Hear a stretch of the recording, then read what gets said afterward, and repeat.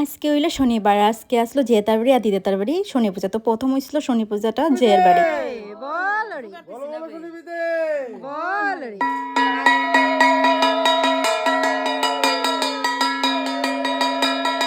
জেতার বাড়ি শেষ করে গেলাম দিদা তারার বাড়ি।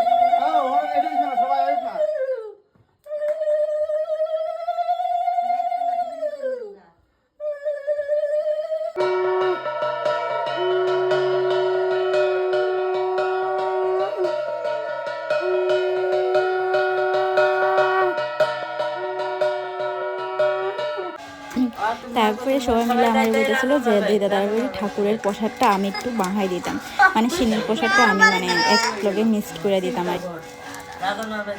এখন আমাদের ফেমাস ব্লগার লংতরইবেলির সোনিয়া দাস সিন্নি মাখছে শনির প্রসাদ।